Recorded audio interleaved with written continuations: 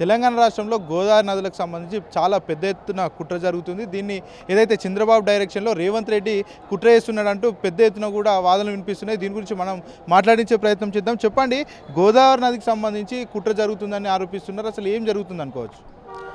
ఇప్పుడు చంద్రబాబు నాయుడు ముఖ్యమంత్రిగా అయిపోయి ప్రమాణ స్వీకారం చేసిన తర్వాత ఆయన మొదటి టార్గెట్ ఏంటంటే తెలంగాణ రాష్ట్రాన్ని ఏ విధంగా దోచుకోవాలి, తెలంగాణ రాష్ట్రాన్ని ఏ విధంగా నష్టపరచాలి, ఏదైతే మన తెలంగాణ ఉద్యమంలో నీళ్లు నియామకాలు అనే ఉద్దేశంతో మన తెలంగాణ ఉద్యమాన్ని పైకి తీసుకొచ్చామో దాన్ని కప్పిపుచ్చుకోవడానికి రాబోయే రోజుల్లో తెలంగాణ రాష్ట్రంలో తెలంగాణ వాదాన్ని లేకుండా చేయడం అనేది చంద్రబాబు నాయుడు యొక్క ముఖ్య ఉద్దేశం అయిపోయింది. దానికి తన శిష్యుడు ఇక్కడ రేవంత్ రెడ్డి తన శిష్యుడిగా ముఖ్యమంత్రిగా ఉన్నారు కాబట్టి అది అతని చేతిలో ఒక సింపుల్గా అయిపోయే పరిస్థితి వచ్చింది. కాబట్టి ఈరోజు ముఖ్యంగా చూసుకోవాలంటే గోదావరి నది జలాల్లో భారీ ఎత్తున కుట్ర జరుగుతున్నది.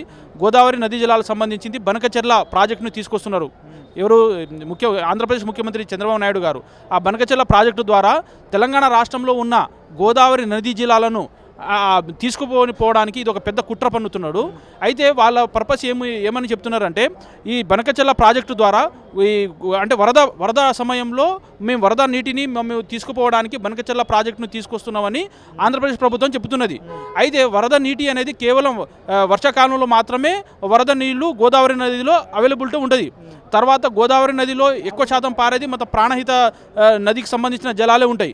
అంటే వాళ్ళు ఈ వరద జలాల పేరు మీద ప్రాణహిత నదిలో ఉన్న నీటి వాటను కూడా రోజుకు 3 TMCల చొప్పున ప్రాణహిత నది జలాలను కూడా తీసుకుపోవడానికి కుట్ర పన్నుతున్నారు.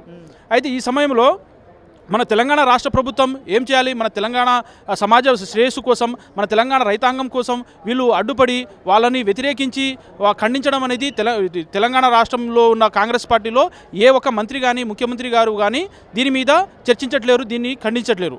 కాబట్టి పెద్ద ఎత్తున 3 TMCల నీటిని అంటే అక్రమంగా తరలించినప్పుడు ఇక్కడ ఉన్నటువంటి స్థానిక మంత్రులు ఏం చేస్తున్నారు? నీటి శాఖ, పారుదల శాఖ మంత్రి కూడా ఉన్నారు. ఆయన దాని మీద యాక్షన్ తీసుకోవట్లేదా? ఇక్కడున్న ముఖ్యమంత్రి గారు స్వయాన చంద్రబాబు నాయుడు శిష్యుడు.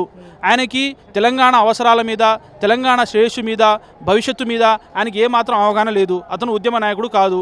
ఆయనకు కావాల్సింది ఏంటంటే చంద్రబాబు నాయుడు దగ్గర మంచి మార్కులు కొట్టుకోవాలి, చంద్రబాబు నాయుడుకి విధేయతుడిగా ఉండాలి అనే ఏకైక ఉద్దేశంతో ఆయన నోరు మెదపకుండా ఉండడం వల్ల రాబోయే రోజుల్లో మన తెలంగాణ రాష్ట్రంలో గోదావరి నదీ జిల్లాలో గోదావరి సంబంధించిన నీటిని పొందని పరిస్థితి ప్రమాదం పొంచి ఉన్నదని ఈ విధంగా మన బీఆర్ఎస్ పార్టీ ఒకటే, ప్రతిపక్షంగా ఉన్న బీఆర్ఎస్ పార్టీ ఒకటే దీనికి ఉన్న ప్రమాదాన్ని గ్రహించి ఈరోజు ప్రజల ముందు పెడుతున్నది. రాబోయే రోజుల్లో ప్రజల తరపున, బీఆర్ఎస్ పార్టీ తరపున భారీ ఎత్తున దీనికి వ్యతిరేకించి ఈ ప్రభుత్వాన్ని బుద్ధి చెప్పించే విధంగా చేస్తున్నారు. అంటే తెలంగాణ అంటేనే నీళ్లు, నిధులు, నియామకాలు కదా. మరి ఇట్లాంటి టైంలో తెలంగాణకి ఇంత పెద్ద మొత్తంలో అన్యాయం జరుగుతుంటే మరి తెలంగాణకు సంబంధించిన బీజేపీ పార్టీ ఇలాంటి స్టాండ్ తీసుకోబోతుంది. రానున్న రోజుల్లో ఏం చేయదలుచుకున్నది? ఇప్పుడు చంద్రబాబు నాయుడు గారికి కేంద్రంలో ఉన్న బీజేపీ పార్టీ కూడా అనుకూలంగా ఉన్నది, ఇక్కడ ఉన్న కాంగ్రెస్ పార్టీ కూడా అనుకూలంగా ఉన్నది. ఆయన చేస్తున్న ఈ కుట్రకి ఎవరు వ్యతిరేకించే విధంగా, ప్రతిఘటించే విధంగా ఇక్కడ పరిస్థితులు కనిపిస్తలేదు. ఈ కేవలం ఇక్కడ ఆయన శిష్యుడు ముఖ్యమంత్రిగా ఉన్నారు కాబట్టి ఆయనకు సంబంధించింది ఏ పనులైనా ఇక్కడ చకచక అయిపోతున్నాయి. రీసెంట్గా చూశారు మనం గ్రూప్ 2 ప్రశ్న పత్రాల్లో ఏమొచ్చింది? చంద్రబాబు నాయుడు గురించి వచ్చింది, ఉమ్మడి ఆంధ్రప్రదేశ్ సంబంధించిన నేతల గురించి వచ్చింది.